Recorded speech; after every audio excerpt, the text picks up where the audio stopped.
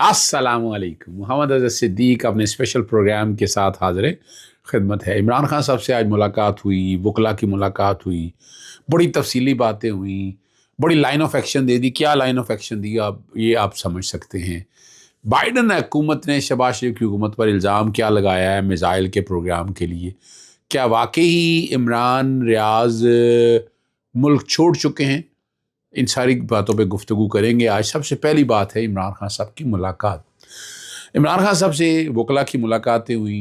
इमरान खान साहब को बताया गया मुज़ाकराती कमेटी के हवाले से क्या हो रहा है, लेकिन बड़ी वाज़ेह तौर पर एक बात जो इमरान खान साहब ने कि ये एक टाइम लिमिट होनी चाहिए कि इसका यानी किसी ना किसी वक्त के अंदर, उस टाइम के अंदर ये तय होनी चाहिए। फॉरेन पॉलिसी पे जो इस वक्त हो रहा है, बैरून मुल्क क्या हो रहा है, बाकी क्या बात हो रही है, इस पे बिल्कुल बड़ा वाज़ेह तौर पर कह दिया कि कोई गुफ्तगू नहीं करेगा। उसका भी तजवीज़ कर दिया कि अगर गुफ्तगू कर रही है तो कौन करेगा। तो मुज़ाकरात की हद तक जो बात है ना, और यहाँ ये बात भी है, ये बात मैंने मुख्तलिफ TV चैनल्स पर भी मैंने बात कही थी कि सिर्फ 3 लोग क्यों मौजूद थे वहाँ। उसमें हामिद खान साहब बांग्लादेश के अंदर मौजूद हैं, उमर अयूब जो थे वो पेशावर हाई कोर्ट में बेलें थी उनकी, वो वहाँ पर मौजूद थे। अली अमीन गंडापुर एपेक्स कमेटी का इजलास था, काबीना की मीटिंग थी, वो इसलिए वहाँ पर मौजूद नहीं थे। और ये सारी जो बातें हैं ना, ये सारी रिकॉर्ड के ऊपर है। यानी ये नहीं है कि मीटिंग में नहीं है, लेकिन इस मीटिंग का नतीजा खेस निकलना बड़ा ज़रूरी है। ये ना हो ये लॉलीपॉप दे। सिविल नाफरमानी तहरीक भी इसी वजह से लेट है, लेकिन सिविल नाफरमानी तहरीक से ये परेशान बात है।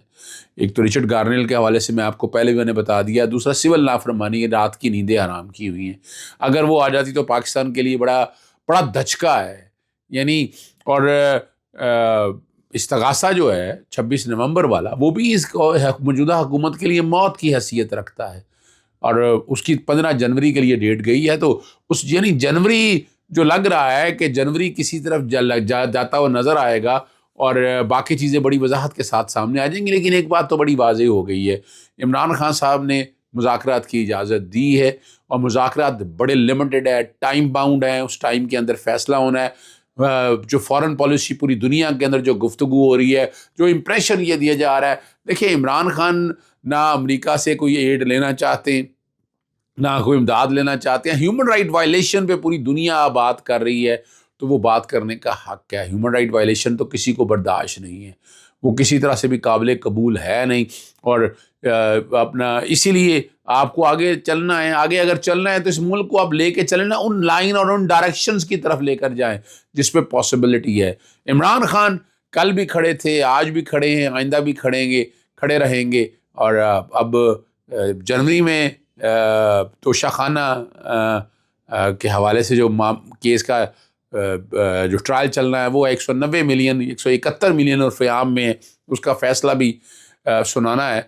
अभी तक तो कोई चीज़ उसके अंदर मिली नहीं है, ना कोई ऐसा है, ना कोई ऐसी चीज़ है। और मैंने बार बार आपको बताता होता हूँ कि देखिए, इसके लिए साबित करना है कि इमरान खान ने ज़ाती कोई फ़ायदा लिया है, इमरान खान ने कोई करप्शन ज़ाती की है, यानी ये बताना पड़ेगा। अगर आप ये नहीं साबित कर सकते तो you don't have a case. और जहां तक काबीना वाला मामला है, काबीना ने कोई काम ही ऐसा नहीं किया। काबीना के मिनट्स मीटिंग खोल कर दिखाएं कौम को, वो भी आपके पास कोई ऐसी चीज नहीं है। या तो आपके पास चीज ऐसी मौजूद हो, आपके पास कोई जस्टिस। देखिए, कानूनी तौर पर जो बात है, ये कोई केस है नहीं है।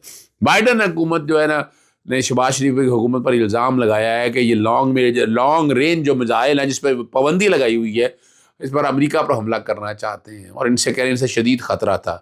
अंदाज़ा करें कि वक्त कैसे बदलता है। वॉल स्ट्रीट जर्नल ने पूरा मजमून इस पर लिख दिया है। और देखिए, यहाँ एक बात याद रखिएगा, पाकिस्तान को ये सलाहियत रखनी है। पाकिस्तान जहाँ 8वीं मुल्क है, तो पाकिस्तान के पास यही जो मिसाइल प्रोग्राम है, इसी से डर और खौफ रहना है, वरना जिसका दिल चाहेगा मुंह मारने यहाँ आ जाएगा। अब पाकिस्तान इसराइल के दिखाने के ऊपर भी है, अमेरिका वगैरह। यानी ये तो नहीं मैं कह रहे कि उनको हमला करना है हमने, या हमने उन पर हमला करना है, लेकिन आपके पास इतनी अपना खेप होनी चाहिए, इतनी फोर्स होनी चाहिए, इतना एम्यूनेशन होना चाहिए कि दुश्मन मालिक कोई भी अगर सोचे तो कल उसको अंदाज़ा हो कि वो उसका मुकाबला करना चाहते। ये मकसद बिल्कुल नहीं। लेकिन मैं नहीं समझता कि पाकिस्तान के मिसाइल प्रोग्राम में जिस तरह इंटरफेरेंस किया है, अमेरिकन का ये राइट है, उनका कोई कंसर्न नहीं है इस मामले से। हम अपने, अगर कल हमें बड़ी दूर से कोई हमला करता है तो क्या हमारे पास पता होना चाहिए कि कल ईद का जवाब पत्र से दिया जाएगा।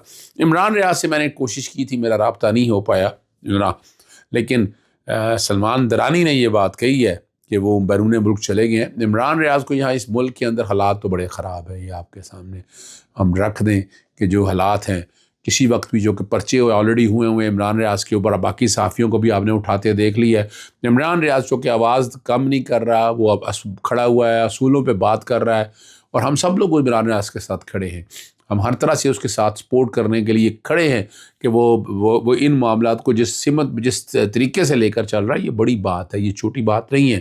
عمران ریاض کی فین فالوئنگ دیکھ لیں، جو باتیں وہ کر رہے ہیں، وہ ایک جو نقطہ نظر دے رہے ہیں گراؤنڈ ویلی پہ، جو اپنا نقطہ نظر وہ بتاتا ہے، وہ بھی بڑا کلیئر ہے، اس لیے اس میں کوئی ڈاؤٹ نہیں ہے۔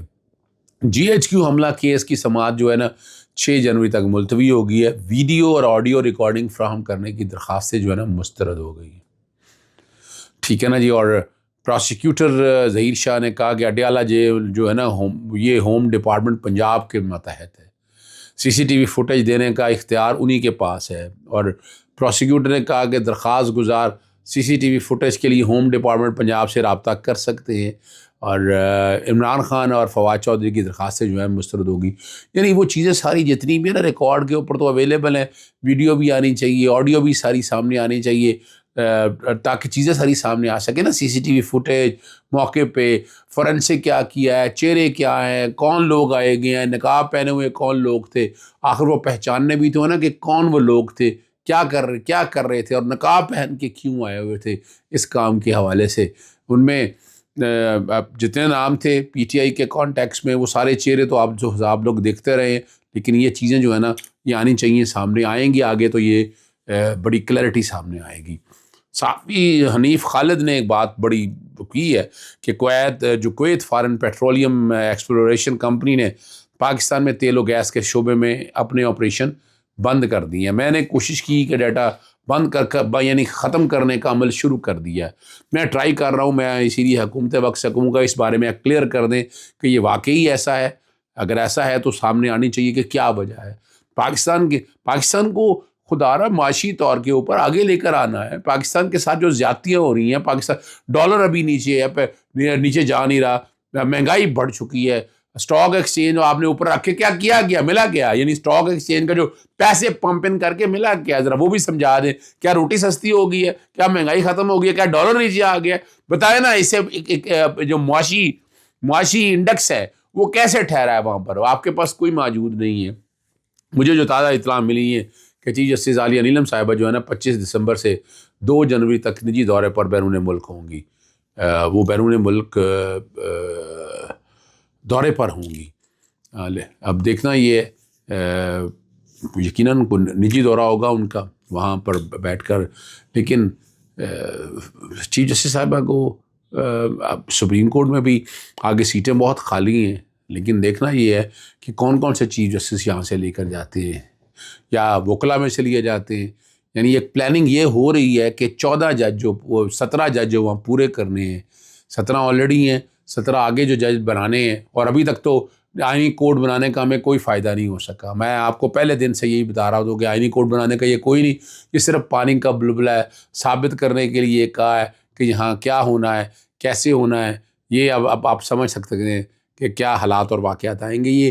اور ججز جو ہائی کورٹ ہو گئے ہیں وہ میں تعداد آپ کے سامنے آلریڈی رکھ چکا ہوں۔ آئینی بینچ 26ویں آئینی ترمیم کو مقرر ہونا بہت ضروری ہے تاکہ سپریم کورٹ کے سامنے جب آئے اور وہاں ہم دیکھ سکیں کہ کیا ہے۔ اور 26ویں آئینی ترمیم اس آئین کا حلیہ بگاڑ دیا ہے۔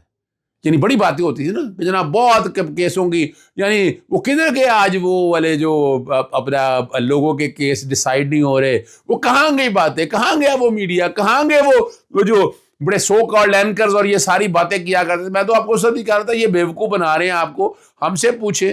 عدالتوں کے اندر جو معاملات چل رہے ہیں وہی چلنے ہیں۔ عدالتوں میں یہ جو آئینی بینچ کے نام پر بتایا جا رہا ہے کہ پتہ نہیں یہاں بہاریں آ جانی، کہاں ہے بہاریں؟ وہ بتائیں نا ذرا، اگر بتائیں وہ ذرا کون سی بہاریں آئی ہیں۔ اگر وہاں آئینی بینچ ہے تو ہائی کورٹوں میں آئینی بینچ کیوں نہیں بنے ہیں؟ اجازت چاہتا ہوں، السلام علیکم، اللہ حافظ، پاکستان زندہ باد۔